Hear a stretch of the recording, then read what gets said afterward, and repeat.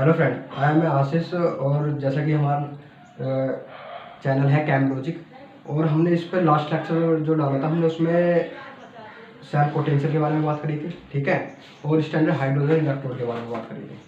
अब now today we will discuss about representation of cell, मतलब cell को represent कैसे करते हैं, ठीक है। और हम यहाँ पर एक और चीज़ की बात करेंगे जो कुछ प्रॉपर्टी है ER की, जैसे हमारी रिड्यूसिंग पावर हो गई, ठीक है, मेटेलिक करैक्टर हो गया, ये हम आज डिस्कस करेंगे इस वीडियो के अंदर।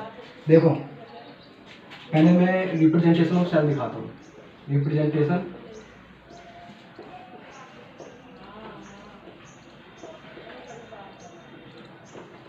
Representation of cell.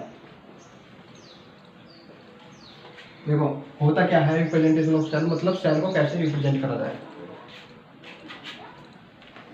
मैं यहाँ पर वही सेम गैल्वेनिक सेल का एग्जांपल ले रहा हूँ। मैंने क्या करा था गैल्वेनिक सेल में, गैल्वेनिक एक मैंने क्या करा था, एक इधर कंटेनर दिया था लेफ्ट हैंड साइड पे, एक राइट हैंड साइड पे, ठीक। इधर मैंने कॉपर की इलेक्ट्रोड डिप करी थी और इधर मैंने जिंक की करी थी, ठीक है। फिर क्या करा था, मैंने इन्हें दोनों कंटेनर को सोल्ड ब्रिज से ज्वाइन कर दिया था, सोल्ड ब्रिज से कनेक्ट कर दिया था, ठीक है। और इसमें जो सॉल्यूशन लिया था वो ZnSO4 का लिया था, जो अपने जिंक अपने एक्वस आयंस में प्रेजेंट था और ये अपने एक्वस आयन में, ठीक है। यहाँ पर क्या था, कॉपर 2+ और SO4 2-, ठीक। ये किसकी इलेक्ट्रोड थी, कॉपर की, और ये किसकी थी, जिंक की, ठीक है। अब देखो, मैंने बताया था कि यहाँ पर क्या हो रहा था इस वाले, जो हमारा एनोडिक चैम्बर था, एनोड मतलब जहाँ ऑक्सीडेशन अकर हो रहा हो, ये मैं अपने प्रीवियस लेक्चर्स में बता चुका हूँ डिटेल में, ठीक है। अब कैथोड क्या आता है, जहाँ पर ऑक्सीडेशन हो रहा हो, ठीक है। कैथोड इलेक्ट्रोड कौन सी, जहाँ पर कैथोड जहाँ पर रिडक्शन हो रहा हो, और एनोड जहाँ पर ऑक्सीडेशन हो रहा हो। क्या हो रहा था यहाँ पर, जो Zn है सॉलिड से जिंक 2+ में कन्वर्ट हो रहा था, ठीक है। यहाँ पर क्या हो रहा था, जो हमारा कॉपर आयन है वो कॉपर सॉलिड में जा रहा था, ठीक, मतलब इस इलेक्ट्रोड के ऊपर चिपक रहा था जाकर, और मैंने इन्हें यहाँ से एक वायर से कनेक्ट कर दिया था, जो यहाँ पर एक बल्ब लगा रखा था बीच में, और ये ऐसे, ठीक। यहाँ से इलेक्ट्रोड मूव कर रहे थे एक साइड से, ये था मेरा। अब देखो, ये तो मेरा सेल मैंने आपको बना के दिखा दिया। अब मुझे अगर इसे सिंबल्स की फॉर्म में रिप्रेजेंटेशन करना हो तो कैसे करूँगा मैं। देखो, ये सेल हो गया हमारा, इससे मैं रिप्रेजेंट करने से पहले आपको दो चीज़ें बताता हूँ। ये जो है हमारा टेढ़ा डंडा है, इसे हम कहते हैं, ये हम किस लिए यूज करते हैं, ये करते हैं हम to separate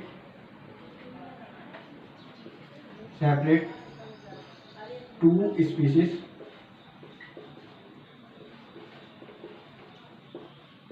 present in different phase. मतलब कहने का मतलब ये है कि जो मेरे यहाँ पर देखो जिंक है वो सॉलिड में है, और ठीक है, और जो Zn2+ है वो किसमें है, एक्वस फॉर्म में। तो अगर मैं इन्हें लिखूँ, मैं इन्हें ऐसे लिखूंगा कि जो हमारा जिंक है वो सॉलिड में है और Zn2+ एक्वस स्टेट में है, मतलब एक्वस फेस में है। तो मैंने ये सेपरेट करा है कि ये बताता है डंडा कि ये दोनों जो जिंक और जिंक 2+ है, ये दोनों डिफरेंट फेस है। यहाँ सॉलिड है, यहाँ एक्वस है, ठीक है। यहाँ क्या है, यहाँ सॉलिड है, यहाँ एक्वस है। तो ये मैं इसलिए यूज करता हूँ, ठीक है। और ये सिंबल किस लिए यूज करता हूँ, दो डंडे ये करता हूँ मैं, मतलब दो पैरेलल डंडे, ध्यान रखना, दो पैरेलल डंडे किस लिए यूज करता हूँ, to denote salt bridge, to denote the salt bridge, ठीक। हमें यहाँ पे ये दो चीज ध्यान रखनी है। अब देखो आगे सुनो, अब मुझे इस सेल को लिखना हो, कैसे लिखूंगा मैं। देखो, मेरे लेफ्ट हैंड साइड पर कौन है, एनोडिक चैम्बर, और राइट हैंड साइड पर कौन है, कैथोडिक चैम्बर, ठीक है। तो मैं क्या करूंगा, मैं ऐसे लिखूंगा, हमारे देखो क्या है, यहाँ पर जिंक है, ये सॉलिड है, ठीक है। किस में जा रहा है, ये Zn2+ है, मतलब ये सॉलिड है और ये एक्वस फॉर्म में है, दोनों आपस में कॉन्टैक्ट में और डिफरेंट फेस में है, ये सॉलिड में है और ये एक्वस फॉर्म में है। तो कैसे करूंगा इधर, जिंक, ठीक है, सॉलिड Zn2+, ठीक। क्यों लिखा मैंने ऐसे, जिंक से जिंक 2+ में जा रहा है, कहने का मतलब ये है कि ऑक्सीडेशन हो रहा है यहाँ पर, ठीक, रिप्रेजेंट करना है। अब क्या है, ये हमारा जो कंटेनर है, ये Zn2+ जो है, ये किससे कनेक्ट है, हमारा दूसरे सेल से किसके थ्रू कनेक्ट है, सोल्ट ब्रिज के थ्रू,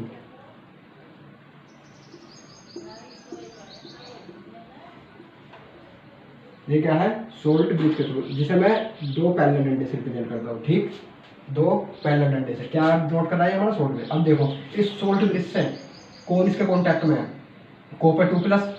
ठीक है, जो आपके फॉर्म में कॉपर 2+ आयन लिख दूँ, कॉपर 2+ आयन। ठीक, किसकी फॉर्म में, एक्वस फॉर्म में। अब इसके कॉन्टैक्ट में कौन है, कॉपर सोलिड, कॉपर सोलिड। ठीक, ये हो गई हमारी सेल नोटेशन। ठीक है, जिंक, जिंक सोलिड है, Zn2+ के कॉन्टैक्ट में। फिर ये किससे कनेक्ट है, सोल्ट ब्रिज से। सोल्ट ब्रिज किसके कॉन्टैक्ट में, मतलब किस कौन इसके पास है, कॉपर 2+ आयन। और फिर कॉपर 2+ आयन कॉपर में कन्वर्ट हो रहा, वो किसके कॉन्टैक्ट में, कॉपर सोलिड के में। ठीक है, ये मैंने रिप्रेजेंट करके दिखा दिया आपको सेल नोटेशन की। मतलब अगर मुझे इस पूरे सेल को, सेल्स की सेल नोटेशन सिंबल्स की फॉर्म में लिखना हो तो कैसे लिखूंगा, इस तरीके से। किस तरीके से लिखूंगा, इस तरीके से। ठीक है, मैंने कुछ गलत तो नहीं लिखा। देखो ये लेफ्ट हैंड साइड था, जो हमारा जिंक से जिंक 2+ में जा रहा था, लेफ्ट हैंड साइड था, लेफ्ट तरफ लिखा मैंने। कहाँ लिखा, लेफ्ट साइड। ठीक है, और कौन सा चैम्बर था ये, एनोड, एनोडिक चैम्बर। ठीक है, इलेक्ट्रोड एनोड। ठीक है, और ये कौन सा था, राइट हैंड साइड। ठीक है, ये लेफ्ट था और ये राइट था। देखो इधर मैंने ये राइट हैंड साइड लिखा है। ठीक, और कौन सा था ये, कैथोड। देखो कैथोड पे मैं इस सेल से भी पता कर सकता हूँ, यहाँ से Zn2+ में जा रहा है, मतलब जीरो ऑक्सीडेशन स्टेट से 2+ में जा रहा है। तो क्या है ये, यहाँ पर क्या हो रहा है, ऑक्सीडेशन। ठीक है, क्या हो रहा है, ऑक्सीडेशन। और एनोड पे भी ऑक्सीडेशन हो रहा था। यहाँ पर देखो कॉपर 2+ से किस में जा रहा था, कॉपर में, मतलब क्या हो रहा है, रिडक्शन। तो ये क्या है, कैथोड। ठीक है, ये हमारी सेल नोटेशन है, मतलब अगर हम सेल को रिप्रेजेंट करना हो तो। ठीक, अब देखो आगे, ये हो गया हमारी सेल नोटेशन। ठीक है,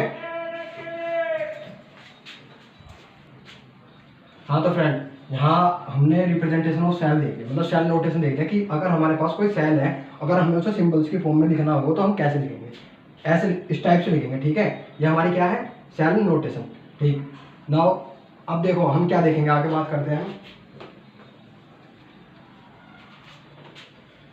इसे रफ कर देता हूँ। ठीक है, रुको मुझे यहाँ पर एक चीज़ और बतानी है, 1 मिनट रुको।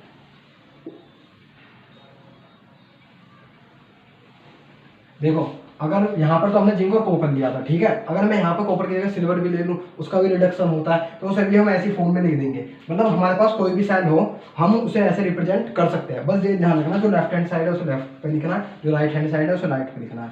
और लिखना कैसे है कि कौन किसके कॉन्टैक्ट में है। जैसे मैंने आपको बताया था कि जिंक है, सॉलिड है, वो अब किसके है, Zn2+ के कॉन्टैक्ट में, मतलब सोल्यूशन के कॉन्टैक्ट में। तो मैंने ये डंडा लगा दिया, ये क्या करता है, दो स्पीशीज को सेपरेट करता है जो डिफरेंट फेस में हो। ठीक है, ये यहाँ पर मैंने क्या है, ये हमारा सोल्ट ब्रिज है। ठीक है, सोल्ट ब्रिज को रिप्रेजेंट करता है। ठीक, और ये हमारा कॉपर 2+ आयन किसकी फॉर्म में, कॉपर 2+ आयन कॉपर में गया। ठीक है, ये एक्वस फॉर्म में, और ये किसमें, सोलिड में। तो यहाँ पे भी मैंने क्या लगा दिया, टेढ़ा डंडा। ठीक, ये भी क्या करता है, दो स्पीशीज को जो डिफरेंट फेस में प्रेजेंट हो उन्हें कनेक्ट करने की कोशिश करता है। ठीक है, ये क्या है हमारा, सेल नोटेशन। ठीक है, तो हमारा रिप्रेजेंटेशन सेल यहाँ पर हो चुका है। अब हम आगे बात करेंगे कुछ ERP की टर्म, मैं अभी बताऊंगा कि हमारी रिड्यूसिंग पावर क्या होती है। ठीक है, और उससे पहले मुझे एक और चीज़ बतानी है। नाउ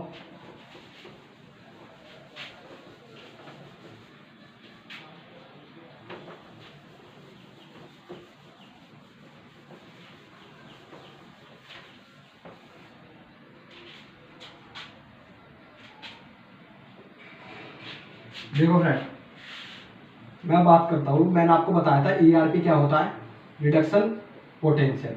ठीक है, ERP क्या होता है, रिडक्शन पोटेंशियल, मतलब रिड्यूस होने की क्षमता, रिड्यूस होने की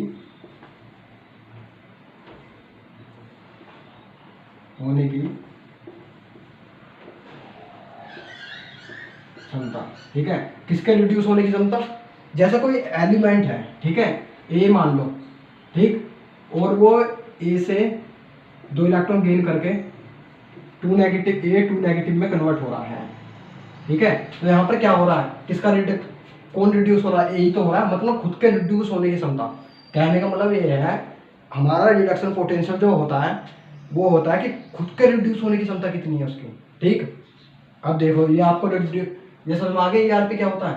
ठीक, अब यहाँ पर एक और टर्म मुझे बतानी है, वो है रिड्यूसिंग पावर। क्या है, रिड्यूसिंग पावर।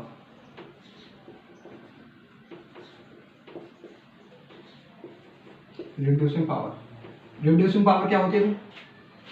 देखो रिड्यूसिंग पावर आपको मैं समझाता हूँ। जो हमारी रिड्यूसिंग पावर होती है कि रिडक्शन पोटेंशियल में क्या होता है कि मतलब खुद के रिड्यूस होने की क्षमता।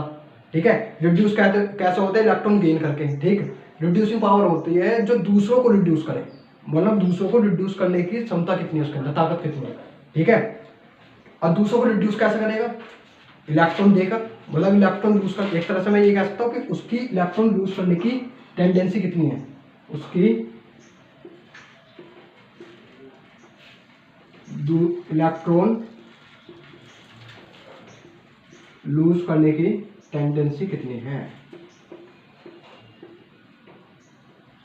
लूज करने की टेंडेंसी, सॉरी,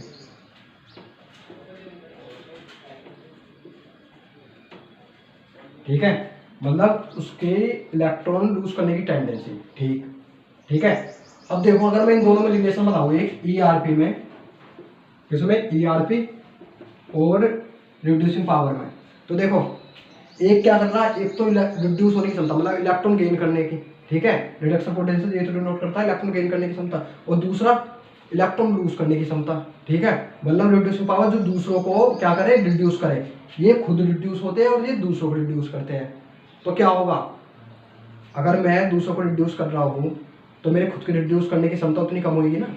ठीक है, अगर मैं दूसरों को रिड्यूस कर रहा हूँ तो मेरे खुद की रिड्यूस करने की क्षमता कम होगी। कहने का मतलब ये है कि अगर मैं, ठीक है, 2 इलेक्ट्रॉन लूज कर दूं, मतलब मैं 2 इलेक्ट्रॉन लूज कर सकता हूं, तो मेरी 2 इलेक्ट्रॉन गेन करने की क्षमता उतनी कम होगी। भाई सीधी सी बात है कि अगर हम ऐसे समझे कि अगर मैं किसी को, ठीक है, मैं किसी से उधार पैसे ले रहा हूँ 10 रुपये, ठीक, मैं उधार ले रहा हूँ और उसकी टेंडेंसी है मुझे उधार देने की 10 रुपये की। ठीक है, अब मेरे पास खुद ही पैसों की कमी है, मैं दूसरों को पैसे क्या दूंगा, सही बात है ना। तो मैं ये कह सकता हूँ यहाँ से जो हमारा ईआरपी है वो क्या है, रिड्यूसिंग पावर के इन्वर्सली प्रोपोर्शनल। इन्वर्सली मतलब कहने का मतलब ये है, अगर किसी का ईआरपी, ठीक है, किसी की रिड्यूसिंग पावर ज़्यादा है, ठीक है, तो उसका रिडक्शन पोटेंशियल उतना ही कम होगा। ठीक, और मैं इसे कैसे लिख सकता हूँ, देखो और समझाने की कोशिश करो। मैं क्यों समझा रहा हूँ इसे, इसके ऊपर क्वेश्चन आते हैं और एनसीईआरटी में भी आपके में क्वेश्चन है। ठीक है, एक्सरसाइज में देखो,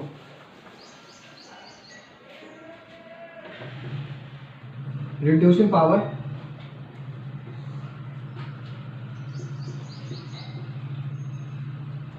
इनवर्सली प्रोपोर्शनल टू, एक electrode reduction potential, ERP, electrode reduction potential.